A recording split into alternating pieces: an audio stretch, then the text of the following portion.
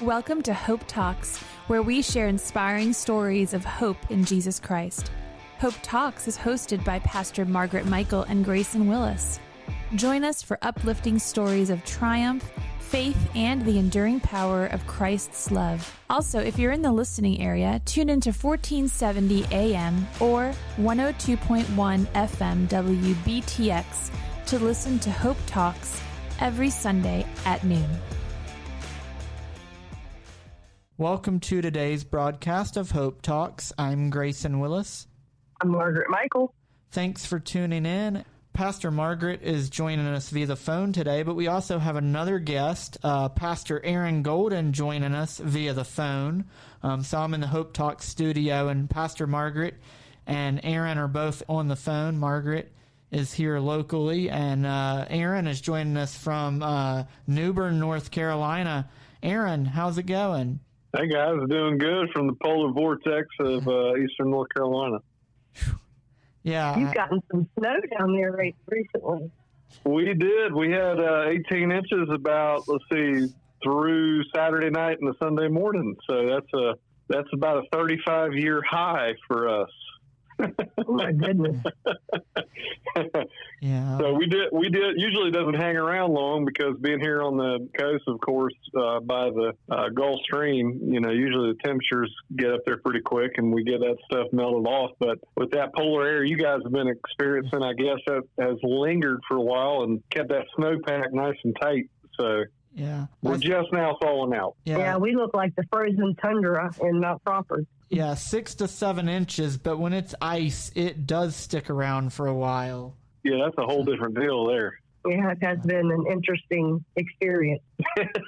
But, well, Aaron, we're familiar with you, and we've had you on here before, but it's been a while, so just we're here to get an update, but we probably need a little backstory just to get us caught up on your story and how that began. So if you just want to tell us a little bit about whatever you want to share about growing up or when the Lord first spoke to you and how that impacted your family. Yeah, for sure, Grayson. And thanks you guys for having me on. And for those listening, it's a joy to be with you all. And I have been familiar with Harrisonburg and Church of Nazarene there with you guys for many years. And most of that, Grayson, is because of our family's intertwining nature, being from the same location in eastern North Carolina, down around Harker's Island. Your parents, Carrie and Kim, right there growing up with my parents, Ned and Gail. And so it's been a pretty interesting journey. For many of you, you probably heard my story secondary from Pastor Carrie sharing over the years with my dad coming to the Lord when I was about 5 years old. And a lot of that was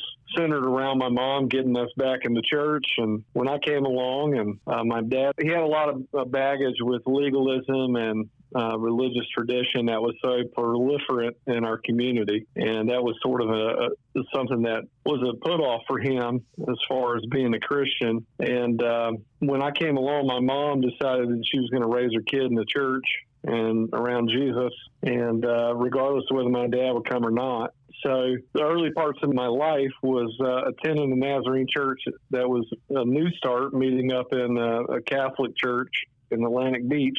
It was about 35 minutes drive, and she found that church because of your dad, Grayson, and your mom. You guys were there in the middle of that new start, and she had heard about it from them, and so that's how we got there. And lo and behold, my dad, for several years before he officially made a proclamation of faith, he would come sit in your dad's Sunday school class, but he wouldn't stick around for church. And that was just a relational impact over the years. But I think the thing that really got him over the years was my mom really made an effort for she and I to pray every night together. And one particular night, my mom and I were praying at the bedside. My dad walked by, and he specifically heard me praying for my dad to be saved. And that, I probably would say that was one of those moments that have sort of changed, maybe not necessarily my theological positioning, but my posturing around salvation. I think my dad came face to face with an awareness of a God that had been pursuing him. We call it prevenient grace, but I think he came face to face with a love that had been enveloping his life, and he was just not aware of it that night. And so he went to bed. My mom went and saw he was disturbed, he was just unsettled, and they began a discussion. And essentially it came down to, he told her, he said, I've got a son that can pray for me, but I feel like I can't pray for him. And that began a whole different trajectory for his life and mine and our families. And so he gave his heart to the Lord that night, and nothing was the same after that. So from that point on, I was born and raised in the church. We were right in the midst of 3 different Church of the Nazarene churches, new starts. And through all that, the Lord got a hold of my life in a big way. And through the influence of people like your dad, Grayson, Carrie, and Kim, and through your uncles, through your Uncle Bill and Lori, his wife, being so good friends, and watching them go off and pursue ministry. And, just, I think in a lot of things, we try to at times make it more complicated than it likely needs to be. I think they were doing what they felt like was a full surrender for their life to follow Jesus. And when you see people do that, you can't help but take note. There's something different there when people leave home, family, tradition, and businesses at times, successful people, leaving the net, so to speak, to go where they felt the Lord had called them. That's something that has an impact. That's a legacy that really, at times, we don't really consider that when we make those decisions. So growing up around that, growing up in church, I grew up in a family business. That was my legacy. That was my family's legacy in Carteret County. And for me, that was all I was set out to do. And I would probably say around about 10 years old, my testimony really, and you guys can interject here at any time. So I'm a preacher. A preacher can talk. You're doing great. Doing great. So about 10 years old, I think, I tell folks, I have what I would consider, if you had to put a label on it, I went down the old salted path, the wood dusted path, to officially, quote unquote, give my heart to the Lord when I was 16 on New Year's night. But I can honestly say that I don't know that I ever really had a moment in my life that I didn't have an awareness that God was with me. And when I was 10 years old, I remember being at a revival service that we had, and there was I want to say Dabadine did you guys have Dabadine up around Harrisonburg at one time? He was a Jamaican missionary. I can't remember if your dad ever had him around, but he was speaking at the church we were part of.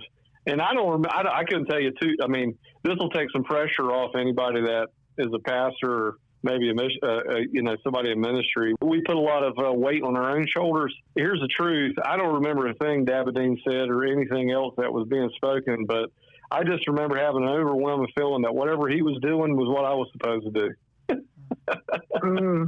And but you're 10 years old, what do you do with that?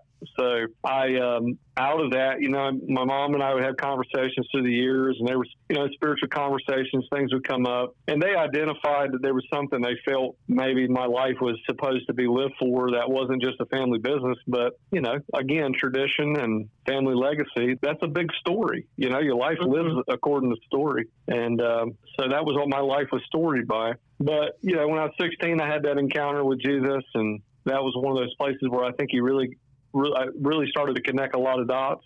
I had another experience probably when I was in my early 20s that I just felt the Lord had really called me to be set apart for something different. And I didn't know what to do with all those things. I had them in the framework of what I knew, which was what I had been given by the church.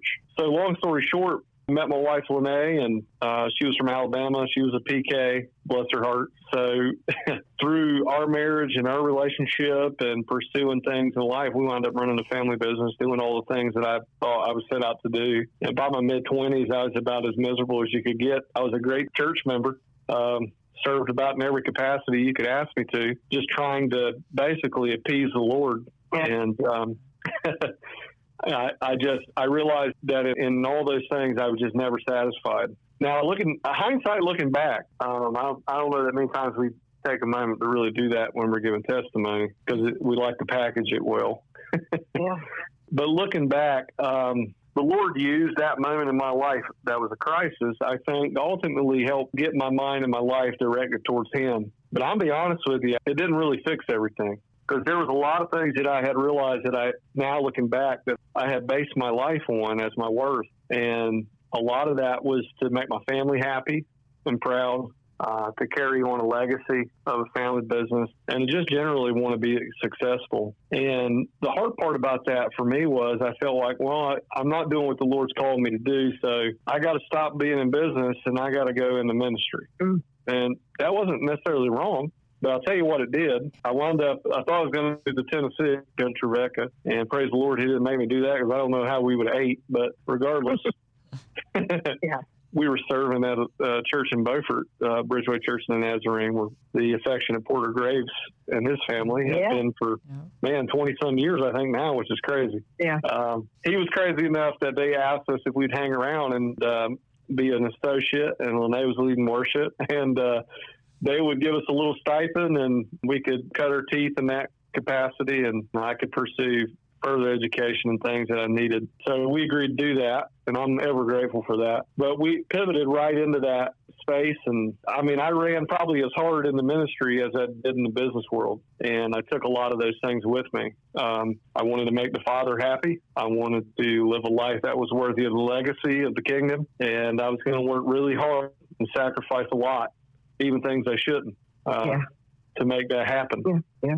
And, that played out. We served there a couple of years, and then it was obvious, we got something else we got to do. Didn't know what that looked like. And the Lord wound up crossing our paths with Dan Leroy, which maybe you guys have heard Pastor Kerry Plenty talk about. But I ran into him one day in Harker's Island at Seaside Galley and having lunch.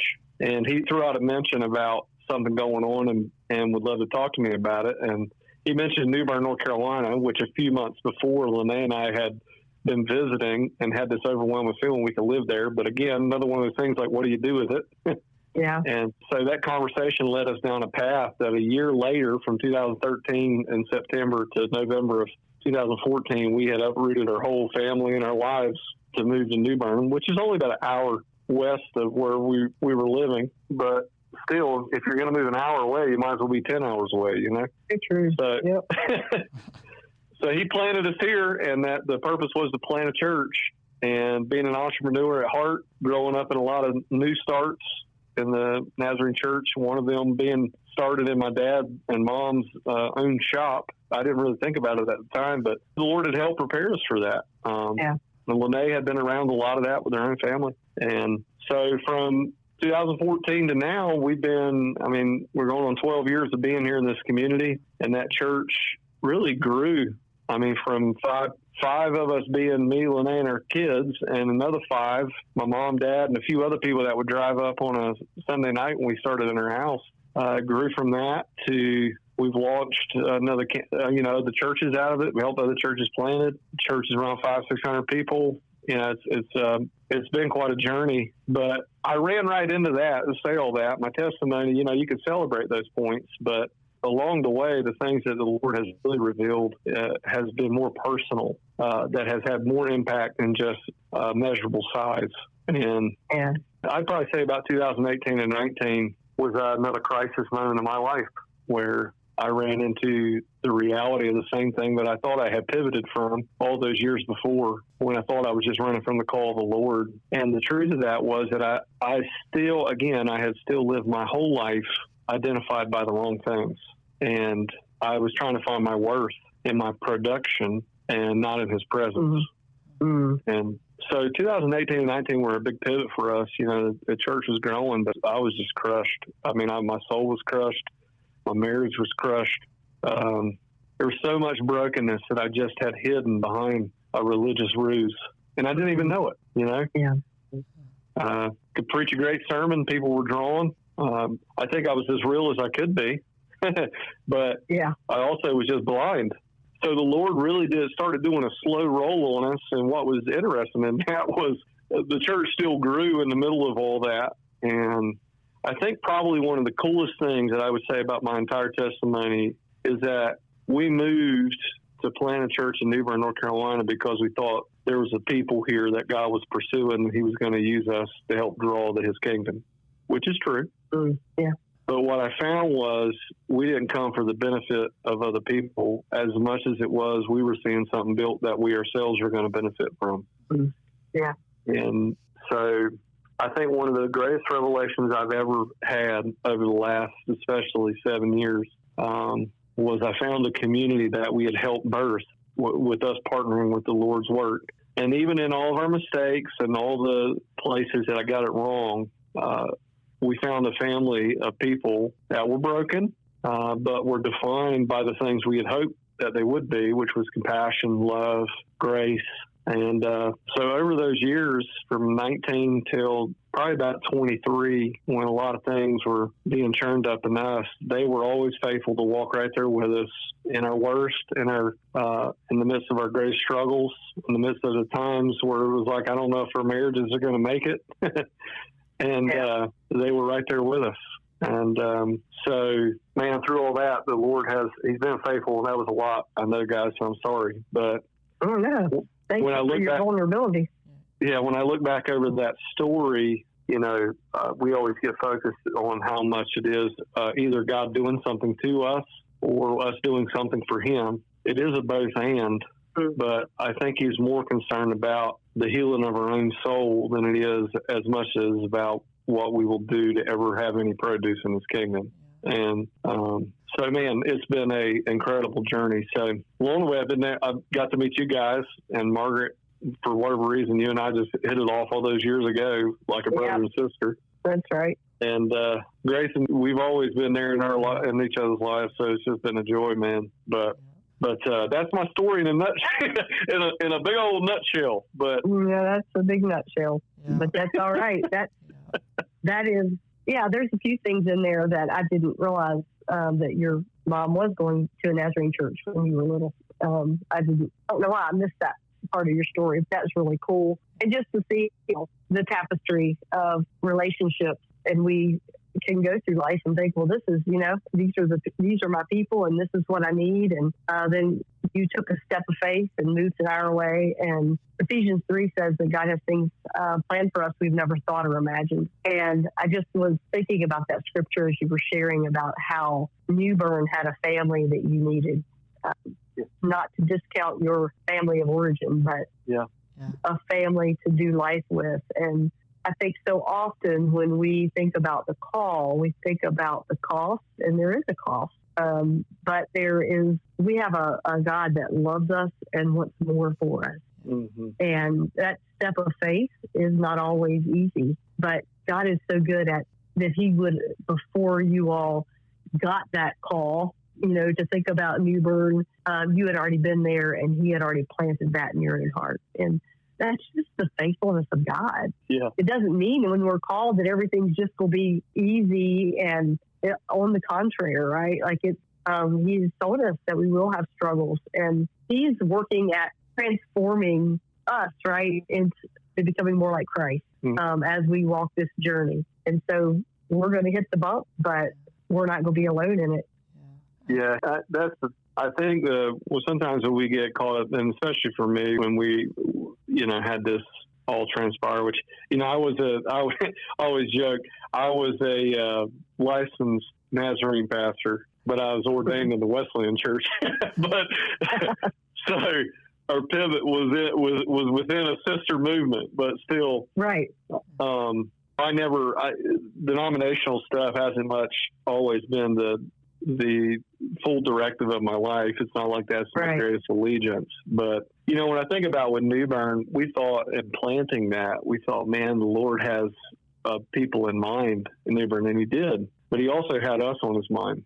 Yeah, right. That's sometimes, I think our inherent, disposition is, especially when we talk about, the call or stuff like that, and I don't want to get into splitting hairs on that, but sometimes we just make it, like I said, we overcomplicate it so much where it seems as something that's unattainable or only a select few are made for. And the truth is, even in the midst of, walking in a church community, whether you're in some specific form of leadership or not, the Lord is looking for people that have vulnerable hearts. Yeah. And the journey is not us to do something to someone. It should be reciprocal. Yeah. The community itself should be reciprocal. It's not like I'm set apart to tinker on an old car as a mechanic. We're all in this same thing together. And sometimes it's easy because of the systems and the things and the formalities, and they're not all inherently been set in place in an evil manner. It's just the familiarity brings contempt. And we start to placate to those things rather than live in a vulnerable space, realizing that, man, even if I'm in the middle of a leadership or if I'm called to function and operate in the church a certain way, that probably means I'm going to be the leader of someone that's willing to be vulnerable, the leader of somebody that's willing to acknowledge that I'm struggling in some place. And that's scary when we have environments that are set up to be as though you have the clergy and laity, you have the hired hand and those that aren't, you've got those who've got to have it together and those that don't. But I think that's the only way that you benefit in a reciprocal way is leading to that vulnerability. So we say, I think authenticity, we talk about authenticity a lot in our community, but I think it's an overused word, but it's still a good word. And, but I think that's what people really, that's the only place work is in the middle of that authenticity. That's right. He can only work in the present, right? And in authenticity and vulnerability. And I just have always felt like I want to be transparent, and sometimes it makes people uncomfortable. Because they put a leader in a place, well, you shouldn't think that, you're like, and I'm like, I'm a human being, right? Yeah, that's right. And it is so important to be in a community where if we can't, we need to be in a place that, we need to have relationships where we're most vulnerable. But if we would have any idea what people walk in our doors carrying, seeing that no one else there would even understand their pain when leadership is carrying things in the door too. Yep. And I've talked about this on the podcast before, and I have permission to share this, but my life group, there were some things happening in the lives of folks in our life group, and they just were not at this place where they're willing to be vulnerable. And they were building that trust. Yeah. And one night I just looked at one of the folks in the circle and said, "Are you ready? Are you ready to share what you've been going through?" And thank goodness she was. That would have been an uncomfortable moment. And there were probably 4 to 5 other people in that circle that were dealing with the very same thing, carrying it in there every week. Yep. And not willing to say. And I cannot tell you what happened in that circle when there was vulnerability. And it was beautiful. The relationships that are so deep, they go to each other. Sometimes don't tell me because there's this deep sense of vulnerability. And I have that in my life. Like I have to have that. We all do. Those places that we can share and not pretend or feel like we can't ever share. That's the enemy. If the enemy can keep us feeling like it's just between he and I, but when we speak that truth, 1 Peter 2, I believe, talks about the devil and his angels are chained to darkness. Mm-hmm. And when we speak that into the light of other believers, the enemy loses the foothold. Yep. And he knows he will. That's why he tries to keep us silent. Yeah. So I'm just really grateful that you and Lenee were willing and able to be vulnerable in your community. I know it wasn't easy, but I can't imagine what would have happened if you hadn't been. Yeah, we wouldn't be in a good place, that's for sure. Yeah. And a couple things that stuck out to me, Pastor Aaron, as you were sharing, was number one, you were sharing vulnerably about 2018 and 19 when outwardly maybe things were going well with the church and everything, but maybe you were dealing with some burnout or whatever. And it's just the importance that we need to fill our cups. We can't give from an empty cup. And so we need to, and you pinpointed that our relationship with the Lord, our quiet time with Him, we need to make sure that we're doing those type of things, whatever, to fill our cups. And another thing that you shared about your dad, when he started coming to that Sunday school class that my dad taught, even though he didn't come to the actual services, well, relationships matter. And they grew up together. They graduated high school together. So it talks to the importance of maybe there's somebody we think, oh, well, they would never go to church. They'd never be interested. But if you have a relationship with that person, they might give it a try just because of the relationship that you've built with them. And maybe even that starts outside of church. Just, I think of the idea, Daryl Kripe talks about the one, and our pastor, Pastor Kevin, when he first came here, he was talking about the importance of one, rearranging your life for the one in your life that doesn't know him. Yeah. So in everything you both of you guys are saying, I think first, I think about, some of the depths of maybe my life over the last years has been, I've got a different perspective than maybe I had 10 years ago. Life tends to do that. And I'm in my 40s now. Pastor Margaret doesn't know about that. She's still 29. But we have not seen each other for a while. but funny. It's just the lessons of life shift and change your perspective. But, even just there's a difference between, I think within church at times, I want to try to frame this well and with everything you guys have talked about, as I think it hits a multitude of areas. I love the Bible, but we don't need just more Bible-centeredness. We need more biblical worldview.